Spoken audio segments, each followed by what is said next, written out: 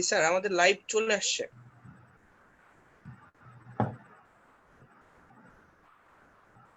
আমি কখন শুরু করবো একটু আমাকে বলে দিয়ে।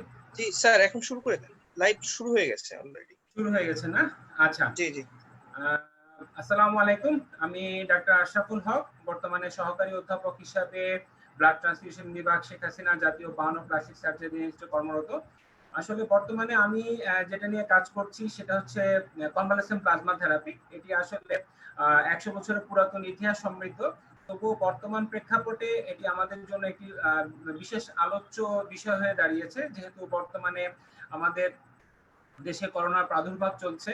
বিশ্বব্যাপী প্রাদুর্ভাবের প্রেক্ষিতে 103 নম্বর দেশ হিসাবে যখন আমরা মার্চ মাসে জানতে পারলাম আমাদের দেশে করোনা সংক্রমণ শুরু হয়েছে, তখন থেকে বিভিন্ন উদ্বিগ্নতার মধ্যে দিয়ে আমাদেরকে পার করতে হচ্ছিল।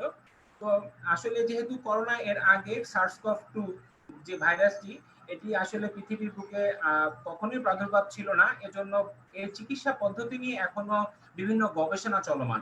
সেই গবেষণা চলমান থাকা অবস্থায় আমরা দেখছি যে আমাদের মাঝে মৃত্যুর হারও দিনকে দিন বেড়ে যাচ্ছে। সেই প্রেক্ষিতে আসলে কিভাবে এই মৃত্যুর হারকে কমিয়ে আনা যায় বা চিকিৎসাকে কতটুকু সহজভাবে মানুষের কাছে পৌঁছে দেওয়া যায়, সেটার উদ্দেশ্যে আসলে বিভিন্ন গবেষণাগুলো চলছে।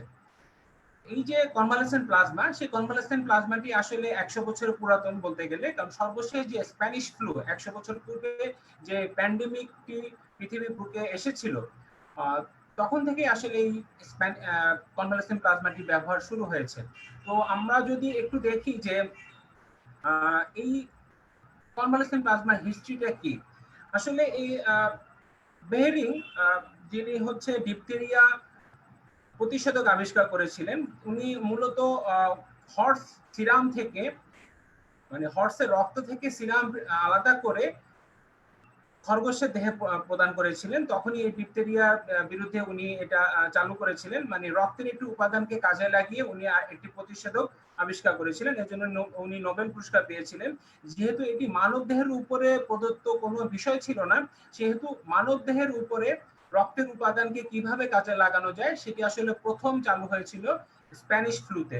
যখন প্রথম বিশ্বযুদ্ধ শুরু হয়েছিল এর শেষের দিকে 1918 সালের দিকে, দেখা গেল যে অনেকেই জ্বরে আক্রান্ত হয়ে মারা যাচ্ছেন, তাদের আসলে চিকিৎসা কোনোভাবেই সফলভাবে করা যাচ্ছিল না। তখনই আসলে যারা আক্রান্ত হননি, মানে যাদের রোগ হয়নি, তাদের ধারণা করা হচ্ছিল তাদের দেহে কোনো একটি বিশেষ উপাদান রয়েছে যেটির কারণে তাদের এই রোগ থেকে তারা বেঁচে যাচ্ছে। তখন তাদের রক্ত সংগ্রহ করে যারা আক্রান্ত হয়েছিলেন তাদেরকেই প্রদান করা হয়েছিল। তার মানে এটি আসলে যেটি বলা হচ্ছিল যে এটি আসলে কনভালেসেন্ট ব্লাড প্রোডাক্টস, এটি আসলে কনভালেসেন্ট সেরা বা প্লাজমা নয়, পরিপূর্ণ রক্ত প্রদানের মাধ্যমে সম্পূর্ণ রক্ত, যেটিকে আমরা হোল ব্লাড বলি, হোল ব্লাড ট্রান্সফিউশনের মাধ্যমে গবেষণার আলোকে যেটি দেখা যাচ্ছিল যে আমরা তখনকার গবেষণাপত্র যেগুলি পাচ্ছিলাম, সেটির প্রেক্ষিতে আমরা দেখছিলাম যে এটি আসলে 50% পর্যন্ত মৃত্যুর হার কমিয়ে এনেছিল। তাই সফল ভাবে কনভালেসেন্ট ব্লাড প্রোডাক্টের ব্যবহার শুরু হয় 1918 সালে বা 1919 সালে স্প্যানিশ ফ্লুর মাধ্যমে। এর পরবর্তীতে কনভালেসেন্ট প্লাজমা আসলে প্রদান শুরু হয় হান্টা ভাইরাসের সময়, যখন দ্বিতীয় বিশ্বযুদ্ধের পরবর্তীতে মার্কিন সেনাবাহিনী অনেকেই মারা যাচ্ছিলেন, তারা কোনোভাবেই তাদেরকে সুস্থ করা যাচ্ছিল না। তখন তাদের যারা আক্রান্ত হয়ে সুস্থ হয়ে যাচ্ছিলেন তাদের রক্ত সংগ্রহ করে ঝুলিয়ে রাখা হতো। ঝুলিয়ে রেখে, যেহেতু তখন মাত্র অ্যান্টিকোয়াগুলেন্টের চালু হয়েছিল, মানে ব্লাডে যে অ্যান্টিকোয়াগুলেশন ইউজ করা হয় আমাদের ব্লাড ব্যাগের প্রিজার্ভেশনের জন্য, সেই প্রিজারভেটিভ হিসেবে সাইট্রেটের যখন ব্যবহার শুরু হয়েছে, তখন হচ্ছে এই ব্লাডটিকে ঝুলিয়ে রেখে প্লাজমাটি আলাদাভাবে প্রয়োগের ব্যবস্থা করা হয়। এর মাধ্যমে আসলে সর্বপ্রথম কনভালেসেন্ট প্লাজমা যাত্রা শুরু হয়। এই কনভালেসেন্ট প্লাজমাটি আসলে কেন আমাদের দেহে উপকারী হিসেবে আমরা চিন্তা করার সুযোগ খুঁজি, কারণ আমরা যখন দেখি যে আমাদের দেহে যখন একটি জীবাণু প্রবেশ করে বা ইনফেকশন প্রবেশ করে, তখন এটি আসলে কয়েকটি ধাপ অতিক্রম করে। প্রথম সে আমাদের শরীরে প্রবেশ করে, প্রবেশ করার পরে সে এখানে ইনকিউবেশন পিরিয়ড বা সে এখানে সে সামগ্রিকভাবে মানে নির্দিষ্ট মাত্রায় সে সংকলিত হওয়ার চেষ্টা করে। এই ইনকিউবেশনের পরে তার প্রোড্রোমাল সাইন মানে কিছু কিছু যেসব আমাদের লক্ষণ প্রাথমিকভাবে শরীরে আসে সেগুলা চলে আসে। এর পরবর্তীতে ডিজিজ ফেজটা চলে আসে, মানে যখন আমাদের দেহে আক্রান্তের লক্ষণগুলো আমাদের দেহে প্রস্ফুটিত বা লক্ষণ হিসাবে সিমটম হিসাবে আসা শুরু করে। এর পরবর্তীতে এটি আসলে যখন আমরা এর বিরুদ্ধে প্রতিরোধ ক্ষমতা পাই তখন আসলে এর থেকে রিকভারি শুরু হয়। যখন রিকভারি হয় তখনই আসলে কনভালসেন্ট পিরিয়ডের যাত্রা শুরু হয়। এই কনভালসেন্ট পিরিয়ডের যাত্রাটি হয় মূলত বিভিন্ন নিউট্রালাইজিং অ্যান্টিবডি এবং প্রোটেক্টিভ অ্যান্টিবডি তৈরি হওয়ার কারণে। যদি আমাদের দেহে নিউট্রালাইজিং অ্যান্টিবডি প্রোটেক্টিভ অ্যান্টিবডি তৈরি না হয় তাহলে এটি আসলে এটি ক্রনিক ডিজিজ হিসাবে থেকে যেতে পারে, অথবা অনেকে এটাতে মৃত্যুবরণ করার ঝুঁকি থেকে যায়।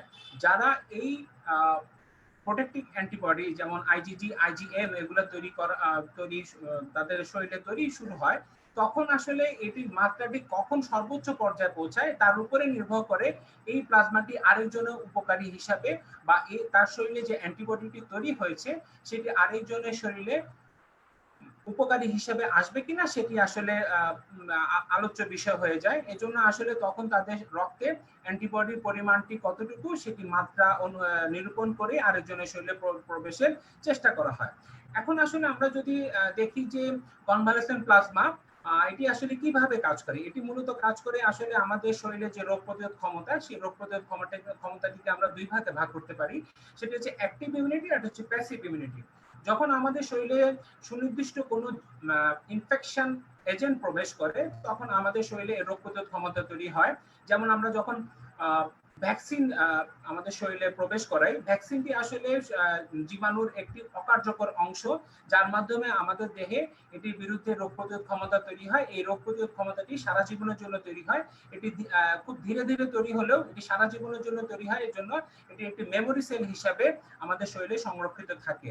কিন্তু যখন কোনো নতুন জীবাণু আমাদের শরীরে প্রবেশ করে তখন আসলে এর যেহেতু পূর্ববর্তীতে এর কোনো কিছুই আমাদের শরীরে উপস্থিত ছিল না থাকায় আমাদের আসলে সেই রোগ প্রতিরোধ ক্ষমতাটি তৈরি করা সম্ভব অনেকের ক্ষেত্রে হয় না। যাদের ক্ষেত্রে হয় তাদের এই রোগ প্রতিরোধ ক্ষমতাটি প্লাজমার মধ্যে যেহেতু এটি মিশে থাকে, যেহেতু আইজিজি এবং আইজিএমটা আমাদের প্রোটেক্টিভ অ্যান্টিবডি হিসেবে কাজ করে, সেহেতু এই অ্যান্টিবডিগুলো আরেকজনের শরীরে প্রবেশ করালে বা ট্রান্সমিশন করলে সেটি আসলে কার্যকরী হিসাবে আমাদের রোগ প্রতিরোধ ক্ষমতা বৃদ্ধিতে বা রোগ নিরূপণে বা রোগ দূরীকরণে একটা ভালো ভূমিকা পালন করে। এই জন্যই আসলে আমাদের বর্তমান কনসার্ন হয়ে যাচ্ছে যে প্লাজমা থেরাপি, কনভালেসেন্ট প্লাজমা থেরাপি দিয়ে আরেকজনের উপকার করা যায় কিনা। সেটি আলোকে আসলে এই প্যাসিভ ইমিউনিটি বা প্রত্যক্ষ না পরোক্ষ ইমিউনিটির মাধ্যমে আমরা এটি চেষ্টা করে থাকি। যখন আমরা দেখি যে ইমিউন সিস্টেম আমাদের শরীরে প্রবেশ করছে তখন আসলে এই নিউট্রালাইজিং অ্যান্টিবডি দিয়ে, নিউট্রালাইজিং অ্যান্টিবডি একটি বৈশিষ্ট্য হচ্ছে এটি ভাইরাসের যে মাত্রা এটি আসলে কমাতে সহায়তা করে এবং ভাইরাসকে আসলে অকার্যকর করতে বা ইনঅ্যাক্টিভ করতে সহায়তা করে। কিন্তু বাকি যে অ্যান্টিবডি গুলো রয়েছে সেগুলো আসলে মূলত কমপ্লিমেন্ট সিস্টেম অ্যাক্টিভেশন সহ, যেগুলি আসলে আমাদের দেহে সাইটোটক্সিক এনভায়রনমেন্ট তৈরি করছে, সেগুলি আসলে প্রিভেন্ট করতে সহায়তা করে। অ্যান্টিবডি মিডিয়েটেড সেলুলার সাইটোটক্সিক সহ বিভিন্ন যে জিনিসগুলো রয়েছে সেগুলো আসলে করতে সহায়তা করে। এজন্য আমাদের মূল কনসার্ন হয়ে যায় সব ক্ষেত্রে যে নিউট্রালাইজিং অ্যান্টিবডির মাত্রাটি আমাদের কতটুকু তৈরি হয়েছে। বর্তমান SARS-CoV-2 তে যে জিনিসটা দেখা যায়, যে স্পাইক প্রোটিন রয়েছে, যে SARS-CoV-2 ভাইরাসের ক্ষেত্রে স্পাইক প্রোটিনের বিরুদ্ধে যে একটি অ্যান্টিবডি তৈরি করে, নিউট্রালাইজিং অ্যান্টিবডি তৈরি করে গবেষণায় দেখা গেছে যে 30% মানুষের ক্ষেত্রে হয়তোবা সেই অ্যান্টিবডিটা নিউট্রালাইজিং অ্যান্টিবডি তৈরি হয় না।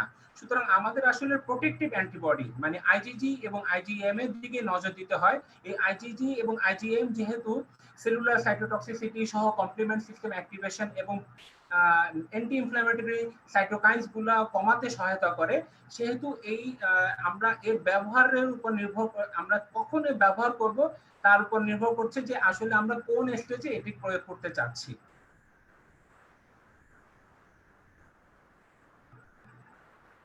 এখন আসলে যে আমরা কখন এই প্লাজমাটি একজন ডোনার থেকে কালেকশন করব, এই কালেকশনের জন্য আসলে সুনির্দিষ্ট কিছু পদ্ধতি রয়েছে। পদ্ধতি এই কারণে রয়েছে যে আমরা এই ভাইরাসটি যেহেতু আমাদের নতুন, সুতরাং আমরা একজন যখন সুস্থ হয়ে যাচ্ছে তখন তার শরীর থেকে যখন ভাইরাসটি চলে যাচ্ছে তাকে আমরা যেটি বলি যে যখন তিনি আসলে এটি আমরা মূলত হচ্ছে পিসিআর টেস্টের মাধ্যমে পলিমারেজ চেইন রিঅ্যাকশনের মাধ্যমে আমরা তার রোগটি নির্ণয় করছি বর্তমানে। যেহেতু পিসিআর টেস্টের মাধ্যমে একজন রোগাক্রান্ত হিসেবে ঘোষিত হচ্ছেন, তখন উনি একটু সুনির্দিষ্ট প্রক্রিয়া অনুসরণ করতে হয়, হয়তো হাসপাতালে ভর্তি হচ্ছে অথবা বাসায় আইসোলেশনে কোয়ারেন্টাইনে থাকা লাগছে।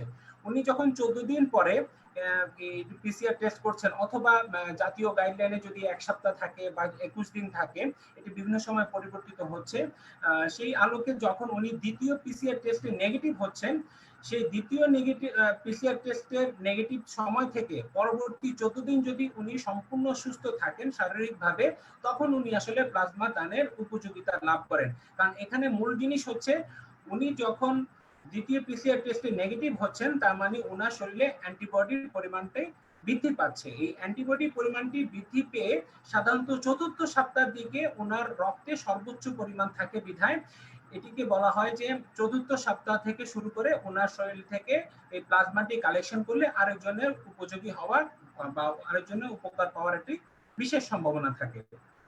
যদি কারোর ক্ষেত্রে পিসিআর টেস্ট করে নেগেটিভ ঘোষণা করার সুযোগ না থাকে, অনেক ক্ষেত্রে দেখা যায় যে পিসিআর টেস্ট দ্বিতীয়বার করার সুযোগ নেই, কিন্তু প্রথমবার উনি পিসিআর টেস্ট পজিটিভ হয়েছেন, উনি রোগাক্রান্ত হিসাবে বা কোভিড-19 পজিটিভ হিসাবে ঘোষিত হয়েছেন, উনি যদি কোভিড পিসিআর টেস্ট করার দ্বিতীয়বার সুযোগ না পেয়ে থাকে, তাহলে সেই ক্ষেত্রে আক্রান্ত হওয়ার দিন থেকে শুরু করে আমি ধরে নিলাম যদি এ মাসের 1 তারিখে আমি কোভিড পজিটিভ হয়ে থাকি, তাহলে সেই ক্ষেত্রে আমি যদি আক্রান্ত হওয়ার দিন থেকে শুরু করে বা পজিটিভ হওয়ার দিন থেকে 28 দিন পর্যন্ত যদি আমি পরিপূর্ণ সুস্থ থাকি, আমি যদি এমন হয় যে আমি আক্রান্ত হয়েছি আগামী 5 দিন, আজকে আমার রিপোর্ট এসেছে, গতকালকে আমি স্যাম্পল দিয়েছি, আজকে 2 তারিখ আমার রিপোর্ট এসেছে এবং আমি 7 তারিখ পর্যন্ত অসুস্থ, তাহলে সেক্ষেত্রে 7 তারিখ থেকে শুরু করে পরবর্তী 28 দিন যদি উনি পরিপূর্ণ সুস্থ থাকেন, তাহলে উনি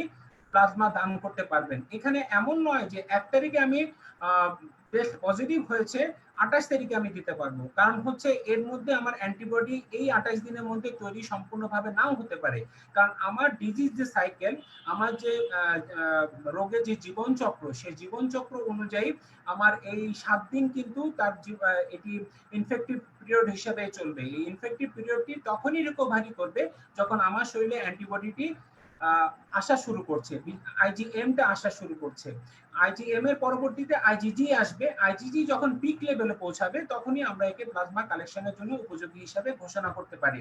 সেই আলোকেই 28 দিন পরিপূর্ণভাবে সুস্থ থাকলেই উনি প্লাজমা দান করতে পারবেন। বাইরের দেশে আরেকটি ব্যবস্থা চালু রয়েছে, সেটি হচ্ছে যদি অ্যান্টিবডি টেস্ট করে ওনাকে কোভিড হিসাবে ডিক্লেয়ার করা যায়। যেহেতু আমাদের দেশে এখনো অ্যান্টিবডি টেস্ট এখনো সরকার মানে স্বীকৃতি দান করেনি, সেহেতু এই আলোচনাটি হয়তো আমাদের জন্য উপযোগী নয়। তবু ভবিষ্যতে যদি অ্যান্টিবডি টেস্টটি আমাদের দেশে চালু হয়, সেক্ষেত্রে যিনি অ্যান্টিবডি টেস্ট দ্বারা যদি একজন অ্যান্টিজেন এবং অ্যান্টিবডি টেস্ট দ্বারা যদি একজন ঘোষিত হন যে হ্যাঁ আমি আমার শরীরে অ্যান্টিবডি রয়েছে, তাহলে আমি 28 দিন পর্যন্ত যদি পরিপূর্ণ সুস্থ থাকি, তাহলে হচ্ছে আমি প্লাজমা দান করতে সক্ষম।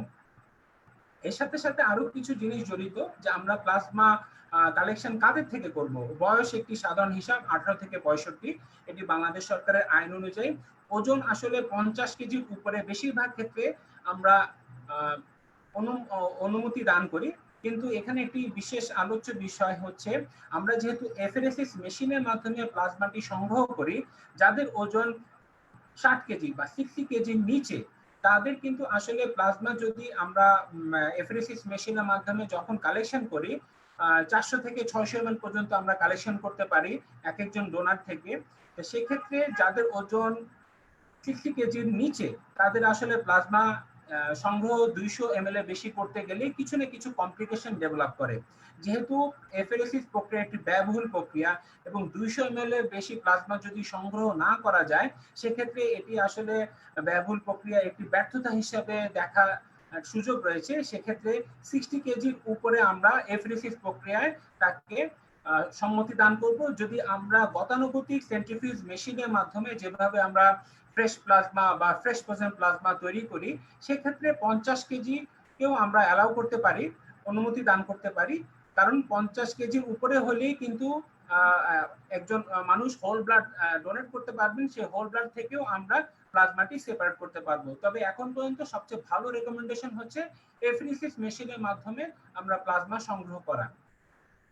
সেক্ষেত্রে আরেকটি জিনিস হচ্ছে, যেহেতু প্লাজমা মধ্যে অ্যান্টিবডি সহ বিভিন্ন জিনিস রয়েছে, সেহেতু হাইপারসেনসিটিভিটি রিঅ্যাকশন হওয়ার সম্ভাবনা থাকে। এজন্য প্লাজমার যে মূল কমপ্লিকেশনের মধ্যে আমাদের থাকে হচ্ছে অ্যালার্জিক রিঅ্যাকশন। সেই অ্যালার্জিক রিঅ্যাকশনের আলোকেই প্লাজমা দানের সময় ধরলাম আমি এখন সবচেয়ে উপযুক্ত সময়ে প্লাজমা দান করতে পারবো। সেক্ষেত্রে আমার যদি বর্তমানে একটি অ্যাকুট অ্যাটাক থাকে অ্যালার্জিক কন্ডিশনের, তাহলে আমি প্লাজমা দান করতে পারবো না। আমার যখন অ্যালার্জিক কন্ডিশনটা অ্যাকুট অ্যাটাক থাকবে না বা তীব্র পরিমাণে থাকবে না, তখন আমি প্লাজমাটি দান করতে পারবো।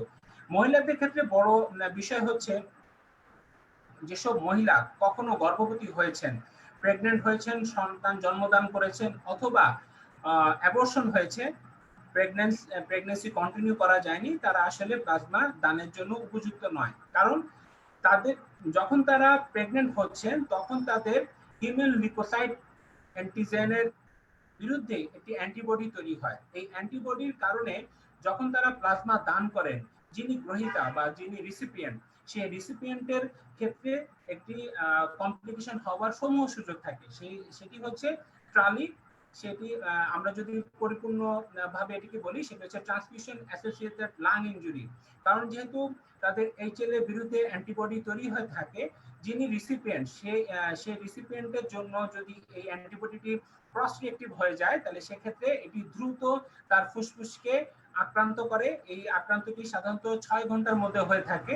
যেহেতু কোভিড-19 বা SARS-CoV-2 এর ক্ষেত্রে মূল কমপ্লিকেশন হচ্ছে লাংস রিলেটেড, সেহেতু এই প্লাজমা যদি দান করার ফলে উপকারের বদলে অপকার হয়, সেক্ষেত্রে এই যারা প্রেগনেন্ট হয়েছেন বা অ্যাবর্শন হয়ে গিয়েছিল, তাদের ক্ষেত্রে প্লাজমা দান করাটা অনুমোদন পায়নি বা আসলে কখনোই দেওয়া উচিত নয়। তারা সেল দান করতে পারবেন, রেড সেল দান করতে পারবেন, প্লেটলেট দান করতে পারবেন, কিন্তু সেখানে কোনো প্রকার প্লাজমা থাকতে পারবে না। যাদের শ্বাসকষ্টজনিত রোগ রয়েছে, তারা প্লাজমা দান করতে পারবে না। এটি আসলে এখানে উল্লেখযোগ্য, কারণ হচ্ছে SARS-CoV-2 যারা আক্রান্ত হয়ে রিকভারি করছেন, তারা যদি তাদের পরিপূর্ণ সুস্থতা বলতে তাদের দুর্বলতা, তার শ্বাসকষ্ট সহ সবকিছুই থাকে।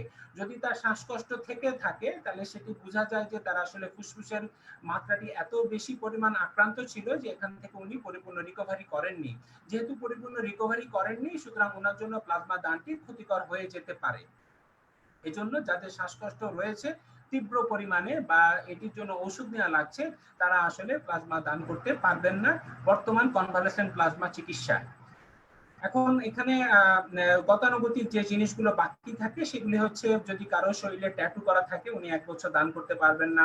যদি ওনার বিগত 1 বছরের বড় অপারেশনের কোনো ইতিহাস থাকে, তাহলে উনি এটি প্লাজমা দান করতে পারবেন না। বিগত 1 বছরের মধ্যে কেউ যদি নিজে রক্ত নেওয়া লাগে, ধরলাম আমি আজকে প্লাজমা দানের উপযোগী, আমার গত 6 মাস পূর্বে কোনো এক কারণে, ধরলাম রোড ট্রাফিক অ্যাক্সিডেন্টের কারণে আমাকে 2 ব্যাগ ব্লাড দেওয়া লেগেছিল, সেক্ষেত্রে আমি প্লাজমা দান করতে পারবো না 1 বছর পরিপূর্ণ না হলে, বা সেলও দান করতে পারবো না। কারণ আমার শরীরে যেসব ব্লাড প্রবেশ করেছে, সেটার বিরুদ্ধে কিছু না কিছু অ্যান্টিবডি তৈরি হয়েছে, যেহেতু সেটি আরেকজনের শরীরের অংশ, সেহেতু আমার শরীরে যেহেতু অ্যান্টিবডি রয়েছে, সেটি আসলে আমি যদি এই মুহূর্তে দান করি কাউকে, সেটি তার জন্য ক্ষতির কারণ হতে পারে। এজন্য উনি প্লাজমা দান করতে পারবেন না।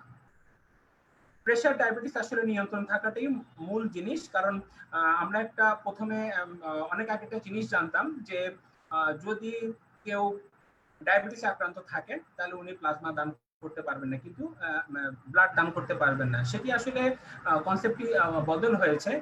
এক সময় ছিল যখন আসলে ডায়াবেটিসের চিকিৎসা যে ইনসুলিন ব্যবহার করা হতো, সেটি আসলে বায়োলজিক্যাল সোর্স থেকে নেওয়া হতো। বিশেষ করে যেগুলি ঘোড়া গরু যেগুলো যারা ছিল তাদের শরীর থেকে এগুলো সংগ্রহ করা হতো। যেহেতু বায়োলজিক্যাল সোর্স এবং একসময় ইউরোপিয়ান কান্ট্রিতে ম্যাড কাউ হয়েছিল, একটা ডিজিজ হয়েছিল, এজন্য বলা হতো যে 2000 শতকের পূর্বে মানে 19 শতকের শেষ দিক পর্যন্ত ম্যাড কাউ যেহেতু খুব বেশি পরিমাণে ইউরোপ কান্ট্রিগুলোতে আক্রান্ত হয়েছিল, তখন পর্যন্ত যারা ইনসুলিন নিচ্ছিলেন তারা রক্ত দান করতে পারবেন না, যেহেতু বায়োলজিক্যাল এজেন্ট দিয়ে এই ইনসুলিনটি তৈরি করা হচ্ছিল। কিন্তু এই শতাব্দী শুরু থেকে যখন গবেষণাগারে ইনসুলিন তৈরি শুরু হয়, সেক্ষেত্রে ম্যাড কাউ ডিজিজ যেহেতু আর কন্টামিনেশনের সুযোগ থাকে না, সেহেতু ডায়াবেটিস যদি নিয়ন্ত্রণে থাকে ইনসুলিন দেওয়ার পরবর্তীতে, তাহলে উনি প্লাজমা দান করতে পারবেন। তেমনি প্রেসারের ক্ষেত্রে প্রাথমিকভাবে চিন্তা করা একটা ধারণা ছিল যে প্রেসারের ওষুধ খেলে উনি কোনো প্রকার ব্লাড দান করতে পারবেন না, কিন্তু সেই ধারণাটি তো বর্তমানে পরিবর্তন হয়েছে। যারা প্রেসার ওষুধ খেয়ে এক বা একাধিক প্রেসার ওষুধ খেয়েও তাদের প্রেসার কন্ট্রোল বা নিয়ন্ত্রণে রয়েছে, তারা প্লাজমা দান করতে পারবেন। এখানে একটি বিশেষ জিনিস উল্লেখযোগ্য, যারা এসি ইনহিবিটর গ্রহণ করছেন তারা যদি প্লাজমা দান করতে চান, তাহলে প্লাজমা দান করার পূর্ববর্তী 24 ঘন্টা তার এই প্রেসার ওষুধ বন্ধ রাখাটাই নিরাপদ। কারণ এফারেসিস মেশিনের যে কিটগুলো ব্যবহার করা হয় রক্ত সংগ্রহের জন্য, সেই কিটগুলি যে জিনিস দিয়ে কি বলবো বিশুদ্ধকরণ বা পিউরিফাই করা হয় বা সেন্সিটাইজেশন যেগুলো করা হয়, সেগুলো আসলে ব্র্যাডিকালিন সিস্টেমকে অ্যাক্টিভেট করে ফেলে বলে তার প্রেসারটি পড়ে যাওয়ার সম্ভাবনা থাকে। এজন্য বলা হয় যারা এসি ইনহিবিটর নিয়মিত খাচ্ছেন তারা যদি এটি উপরে সম্পূর্ণভাবে নির্ভরশীল, মানে একদিন না খেলেও যদি ওনার প্রেসারটি নিয়ন্ত্রণে না থাকে, তাহলে ওনারা প্লাজমা দান বা এফারেসিস প্রসিডিউরাল প্লেটলেট দান থেকেও বিরত থাকবেন। কিন্তু যদি ওনারা একদিন ওষুধ 24 ঘন্টা ওষুধ বন্ধ রেখে রাখলে ওনাদের প্রেসারের কোনো সমস্যা ওরভাবে পরিলক্ষিত না হয়, তাহলে সেক্ষেত্রে 24 ঘন্টা এই ওষুধটি বন্ধ রেখে ওনারা প্লাজমা বা প্লাটিলেট যেটাই প্রয়োজন সেটা ওনারা দান করতে পারবেন। এখন আমাদের বর্তমানে যে জিনিসটি সবচেয়ে বেশি উৎকণ্ঠার কারণ হয়ে দাঁড়িয়েছে, যে প্লাজমা এত বেশি আশা সঞ্চার করার পরবর্তীতে হঠাৎ করে বিশ্ব স্বাস্থ্য সংস্থার একটি কথা নিয়ে আমরা বেশি চিন্তিত হয়ে পড়েছি। এটি আসলে সারা বিশ্বের জন্য, যেহেতু বিশ্ব স্বাস্থ্য সংস্থা এজন্য গবেষণার যে জিনিসগুলি বর্তমানে এখনো পরিপূর্ণভাবে শতভাগ কার্যকরী হিসাবে এখনো প্রমাণিত হয়নি, সেগুলোকে আসলে গবেষণার বাইরে ব্যবহারের বিষয়ে তারা উৎসাহ প্রদান করছেন না। এই উৎসাহ প্রদান না করার জন্য ওনারা বলেছেন অ্যান্টিভাইরাল, ইমিউনোমোডুলেটর এবং আদার অ্যাডজাংটিভ থেরাপিস ফর কোভিড-19 এর ক্ষেত্রে তারা রেকমেন্ডেশন করেছেন প্লাজমা থেরাপিটিকে গবেষণার বাইরে গিয়ে প্রদান করা যাবে না। সেটি দেখে আমরা অনেকে বেশি দুশ্চিন্তাগ্রস্ত হয়ে গেছিলাম যে আসলে প্লাজমা থেরাপিটি কি আসলে বন্ধ হয়ে যাচ্ছে কিনা। কিন্তু সেই বিশ্ব স্বাস্থ্য সংস্থার 28শে মে যে গাইডলাইনটি প্রকাশিত হয়েছে, সেই গাইডলাইনের 36 নম্বর পৃষ্ঠায় যে অংশটার মধ্যে এটি দেখা যাচ্ছে, তার নিচে 3টি কমেন্টস বা রিমার্কস রয়েছে। সেই কমেন্টসের 3 নম্বর পয়েন্টে আমরা যদি দেখি, তাহলে আমরা দেখতে পারবো এটি কখন ব্যবহার করা যাবে।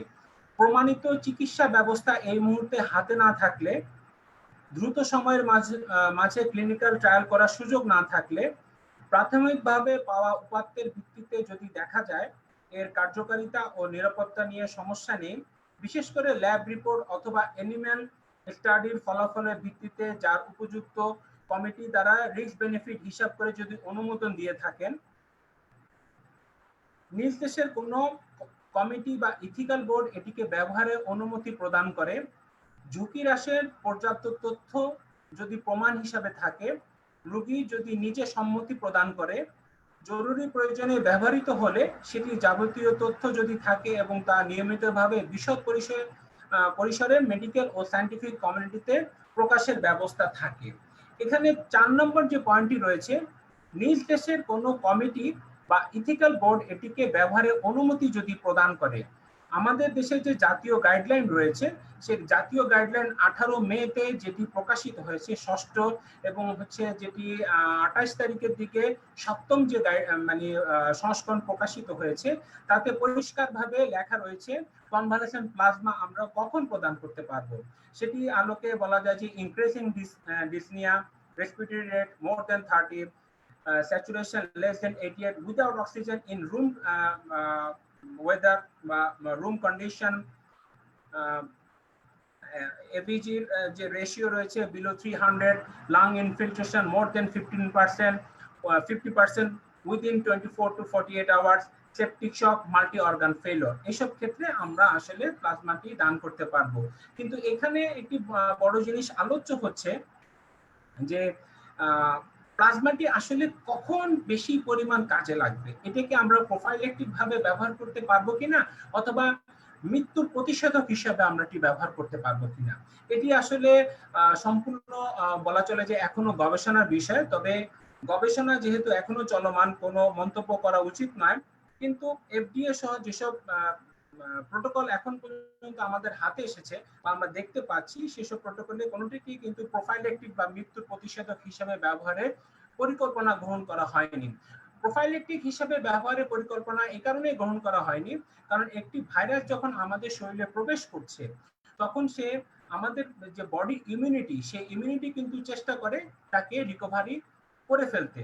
কিন্তু আমরা যদি এই প্যাসিভ ইমিউনিটি বা আরেকজনের শরীরে জিনিস আমার শরীরে প্রবেশ করাই, এই প্যাসিভ ইমিউনিটি কিন্তু আমাকে লাইফ লং কোনো প্রোটেকশন দেয় না। এই প্যাসিভ ইমিউনিটি হচ্ছে আমার লক্ষণ কমাতে সহায়তা করে, বা আমাদের শরীরে যে সেলগুলো ড্যামেজ হচ্ছে, এখানে ভাইরাসের একটি বড় মজার বিষয় হচ্ছে ভাইরাসের নিজস্ব আলাদা কোনো অস্তিত্ব নেই। ভাইরাসের শুধুমাত্র ডিএনএ বা আরএনএ রয়েছে, সেটি আমাদের শরীরে যখন প্রবেশ করে তখন হচ্ছে এটি আমাদের সেলের ভিতরে রেপ্লিকেশন শুরু করে, মানে আমাকে কাজে লাগিয়ে আমারই ক্ষতি করার চেষ্টা করে। সুতরাং আমার সেল যখন ড্যামেজ হওয়া শুরু করে, আমার সেল থেকে কিছু মেডিয়েটরস, সাইটোকাইনস, ইন্টারলিউকিনস এগুলো রিলিজ হওয়া শুরু করে, যেগুলা আমাদের শরীরে ক্ষতি করে। এই যখন এগুলি রিলিজ হওয়া শুরু করে, তখনই আসলে আমাদের আরেকজনের শরীর থেকে যেটি প্যাসিভ ইমিউনিটি হিসেবে আমার শরীরে প্রবেশ করানো হচ্ছে, সেটি তখন একটি কাজ করার সুযোগ পায় প্রোটেক্টিভ অ্যান্টিবডি গুলো। যদি আমরা নিউট্রালাইজিং অ্যান্টিবডিটি সঠিক মাত্রায় নিরূপণ করতে সক্ষম হই, তাহলে আমরা তখন এটিকে যথোপযুক্ত সময় যদি প্রয়োগ করি, মানে যখন আমার শরীর ড্যামেজ হওয়া শুরু করেছে তখন যদি আমি এটি প্রয়োগ করি, তাহলে এই প্রোটেক্টিভ অ্যান্টিবডি হচ্ছে কমপ্লিমেন্ট সিস্টেম অ্যাক্টিভেশনে বাধা দান করে, তার ইনফ্লামেটরি সাইটোকাইনস রিলিজ করা বাধা দান করে, বিশেষ করে IL-6 যেটি আসলে সাইটোকাইন স্ট্রং হওয়ার জন্য অন্যতম মূল ভূমিকা পালন করে। এই IL-6 এর পরিমাণটি কমাতে সহায়তা করে, এবং IL-10 জাতীয়, ইন্টারলিউকিন 10 জাতীয় জিনিসগুলিকে বাড়াতে সহায়তা করে। সেগুলি আসলে ফুসফুসকে বা লাংসকে প্রোটেকশন দেওয়ার একটা সুযোগ তৈরি করে।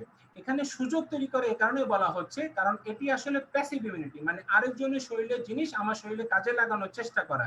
এটি যে শতভাগ কাজে লাগবে সেটি আসলে কোনো মতেই সম্ভব নয়, কারণ আমার বডির রেসপন্স, আমার বডির কন্ডিশন, এটি আসলে সবসময় চেষ্টা করে আমাকে রিকভারি করার সুযোগ দেওয়ার জন্য।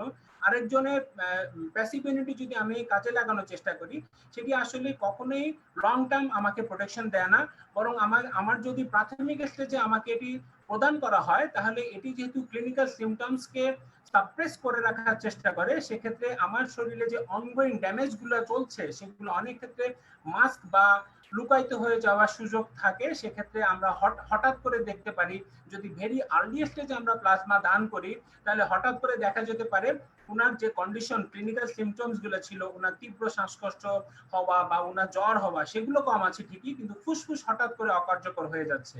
কারণ ফুসফুস আক্রান্ত হওয়ার অন্যতম কারণ হচ্ছে ম্যাক্রোফেজ রিলেটেড যে ড্যামেজগুলি। ম্যাক্রোফেজ যখন আমাদের ফুসফুসকে অলরেডি, মানে সেল রিলেটেড সাইটোটক্সিসিটি যখন তৈরি হচ্ছে, তখন এই ম্যাক্রোফেজকে ইনহিবিশন করার বা ম্যাক্রোফেজ কাজকে বাধাদান করার আর কোনো সুযোগ থাকে না, তখন হঠাৎ করে পেশেন্ট কলাপস করে যেতে পারে।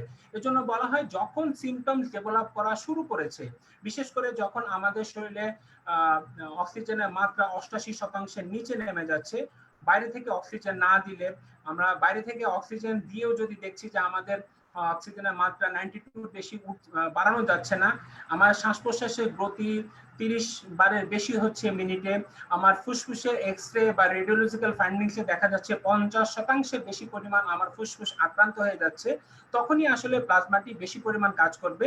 কারণ তখন যেই ইনফ্লামেটরি সাইটোকাইনস গুলো বের হচ্ছে সেগুলি আসলে এই প্লাজমা থেকে যে প্রোটেক্টিভ অ্যান্টিবডি গুলো রয়েছে সেগুলিকে কাজ করতে বা যেগুলি আসলে আমার জন্য ক্ষতিকর সেগুলো আসলে কমানোর চেষ্টা করে, বাধা দান করে। আর আমরা একটা জিনিস চিন্তা করি যে আসলে প্লাজমা কি মৃত্যু প্রতিষেধক কিনা, মানে হচ্ছে একেবারে টার্মিনাল স্টেজে আমরা অনেক এখন সাম্প্রতিক সময় দেখছি যে অনেকে চিন্তা করছেন শেষ চেষ্টা হিসেবে প্লাজমা দান করা। শেষ চেষ্টা হিসেবে প্লাজমা দান করাটি আসলে একটি ভুল কনসেপ্ট। কারণ হচ্ছে যখন আমার শরীরে SARS-CoV-2 ভাইরাস দ্বারা আক্রান্ত হয়ে আমার মাল্টি অর্গান ফেলিওর হয়ে যাচ্ছে, যদিও আমাদের জাতীয় গাইডলাইনে মাল্টি অর্গান ফেলিওরের কথা উল্লেখ রয়েছে, কিন্তু আমরা যখন গবেষণা দেখছি তখন আসলে মাল্টি অর্গান ফেলিওরের ক্ষেত্রে প্লাজমাটি খুব একটা ভালো কাজ করছে বলে আমরা দেখছি না। বিশেষ করে আমাদের রোগীরা যখন লাইফ সাপোর্টে বা ভেন্টিলেটরে চলে যাচ্ছে, ভেন্টিলেটরের সর্বোচ্চ সাপোর্ট দিয়েও তার অক্সিজেনের মাত্রাটি কাঙ্ক্ষিত পর্যায়ে নেওয়া যাচ্ছে না, তখন প্লাজমা দিয়ে আসলে কোনো লাভের সুযোগ তৈরি হচ্ছে না। কারণ তার ম্যাক্রোফেজ রিলেটেড লাং ড্যামেজ যতটুকু হয়েছে সেটা আসলে রিকভারির সুযোগ থাকছে না। এর সাথে সাথে অন্যান্য যে সাইটোকাইনস গুলোর পরিমাণ যতটুকু পরিমাণ বৃদ্ধি পেয়েছে, বিশেষ করে যখন ইন্টারলিউকিন 6 এর মাত্রা যখন 600 বেশি হয়ে যায়, তখন আসলে প্লাজমা কোনোভাবেই কাজ করার সুযোগ আর তৈরি করতে পারে না। তখন হচ্ছে ইমিউনোমডুলেটর হিসেবে IL-6 ইনহিবিটর বা টসিলিজুমাব জাতীয় ওষুধগুলি খুব ভালো পরিমাণ কাজ করে বলে গবেষণা প্রমাণিত। সেক্ষেত্রে আসলে একেবারে শেষ চেষ্টা হিসেবে প্লাজমা দান করা আসলে অনেক ক্ষেত্রে অনুচিত, বরং এটি মাথায় রাখতে হবে প্লাজমা এটি কোঅ্যাগুলেটিভ স্টেট হিসেবে যাচ্ছে। যদি আমরা সাধারণত প্লাজমাটি কখন সাধারণ পরিসরে ব্যবহার করি, এই কোভিড ইনফেকশনের পূর্ববর্তী পর্যন্ত আমরা প্লাজমা ব্যবহার করতাম যাদের রক্ত পাত বন্ধ হচ্ছে না, অনেক জায়গায় রক্ত মানে গাম ব্লিডিং হচ্ছে, সব বিভিন্ন জায়গায় ব্লিডিং হচ্ছে, ব্লিডিং টেন্ডেন্সি বা বৃদ্ধি পাচ্ছে, তাদের ক্ষেত্রে আমরা প্লাজমাটি প্রদান করি সাধারণত।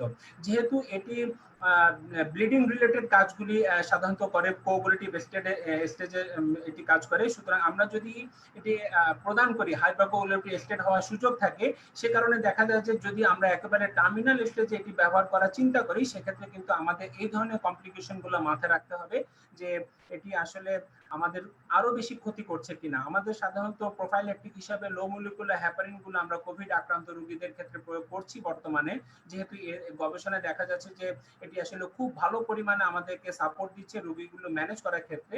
সেহেতু এই লো মলিকুলার হ্যাপারিনের উপরে আমরা এক্সট্রা কোনো বার্ডেন দিচ্ছি কিনা সেটা আমাদের মাথায় রাখা দরকার।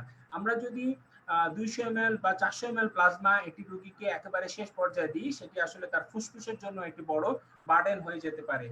সর্বশেষ যে 5000 রোগীর উপরে প্রয়োগকৃত ইউএসএ যে গবেষণাপত্রটি প্রকাশিত হয়েছে, তাতে দেখা যাচ্ছে যে প্লাজমা রিলেটেড কমপ্লিকেশন 0.5%, খুবই কম। কিন্তু যেটি হচ্ছে সবচেয়ে বেশি সেটি হচ্ছে transfusion associated cardiac overload. Plasma দেওয়ার পর হঠাৎ করে তার ফুসফুসে পানি চলে আসছে, কারণ লাংস ততটুকু পানি বা কার্ডিয়াক লোড ততটুকু নিতে পারেনি, এই কারণে লাংসের মধ্যে ফ্লুইড অ্যাকুমুলেশন হয়ে গেছে। সুতরাং যাদেরকে টার্মিনাল স্টেজে আমরা হাই ভেন্টিলেটরি সাপোর্ট দিয়েও তাদেরকে আমরা স্টেবল করতে পারছি না, তাদের ক্ষেত্রে আসলে প্লাজমা একেবারে শেষ পর্যায়ে প্রদান করাটা wastage of plasma and irrational use of plasma হয়ে দাঁড়াবে, কারণ আসলে কোনো গাইডলাইন কোনো প্রোটোকল এটিকে সমর্থন করার সুযোগ নেই।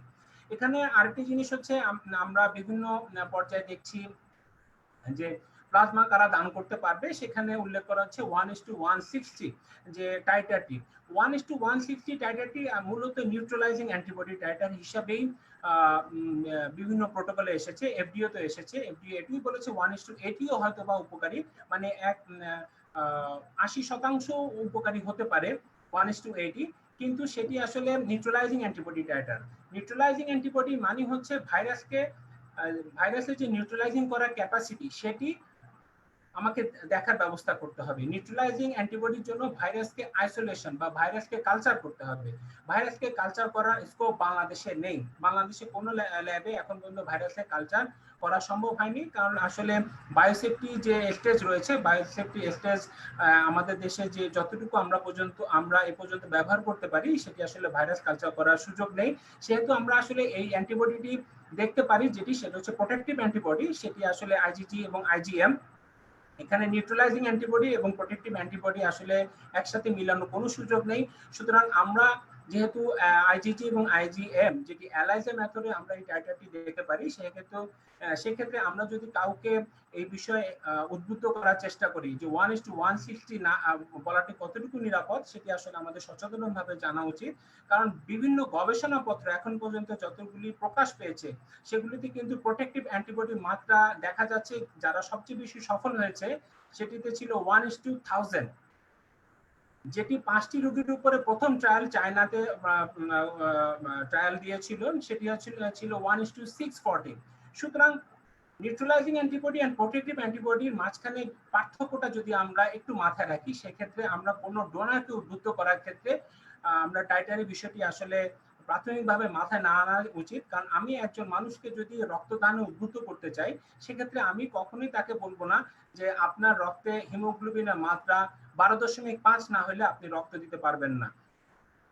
ওই ব্যক্তি তখনই রক্তদানে আগ্রহী হবে যখন আমি তাকে উদ্বুদ্ধ করতে পারবো। আমি যখন একজনকে উদ্বুদ্ধ করব, তিনি যখন সুনির্দিষ্ট একটি সেন্টারে যাবেন রক্তদান করার জন্য, তখন ওই সেন্টারে তার রক্ত পরীক্ষা করে দেখবে যে ওনার শরীরে রক্তদানের উপযোগিতা রয়েছে কিনা।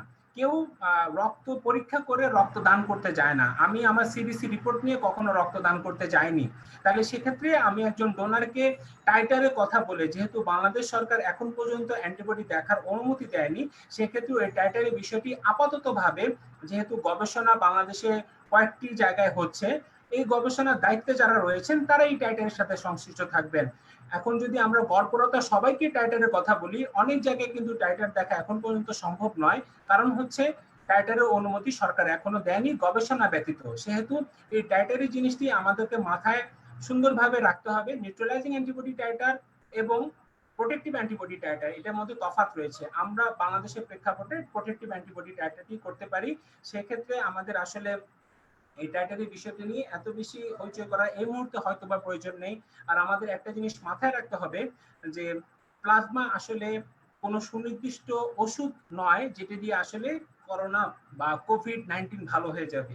এটি আসলে একটি সাপোর্টিভ ট্রিটমেন্ট, যেটি দিয়ে আসলে আমার শরীরে কিছু সাময়িক উপকারী জিনিসের আবির্ভাব হবে, যেটি দিয়ে আসলে আমি ভবিষ্যতে কিছু ফাইট করতে পারবো। সেই এখন পর্যন্ত যতটুকু দেখা যাচ্ছে যে প্যাসিভ ইমিউনিটি আসলে আমার শরীরে 15 ডেজ টু 1 মান্থ পর্যন্ত আসলে আমাকে প্রোটেকশন দিতে পারে।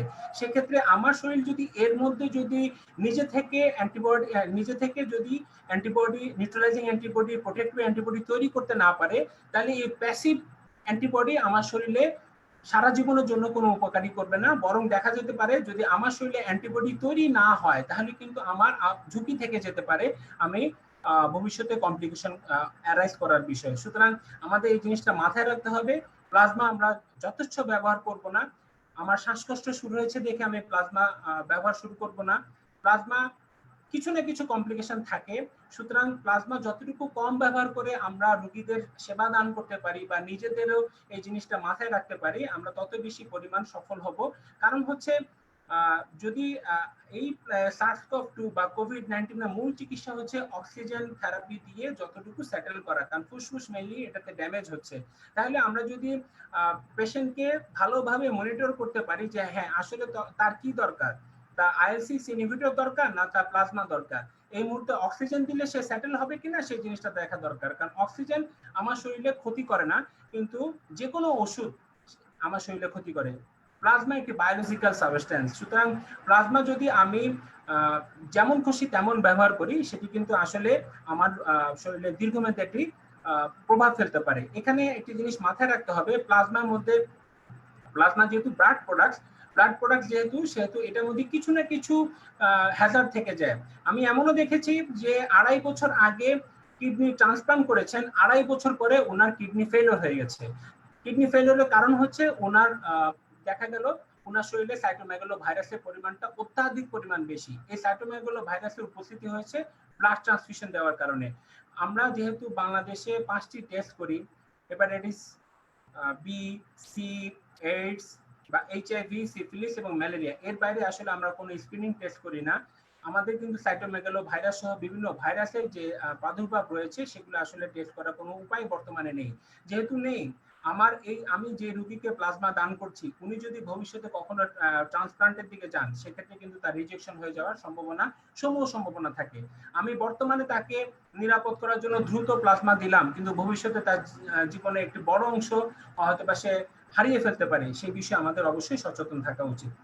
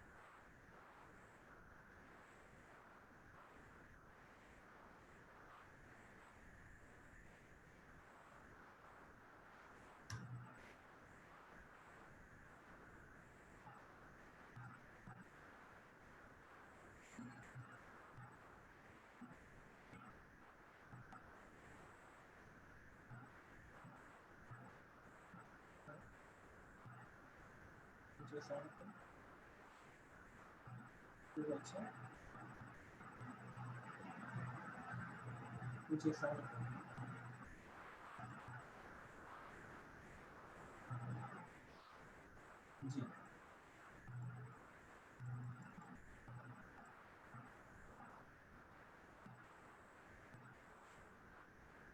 কোন গ্রুপের প্লাজমা?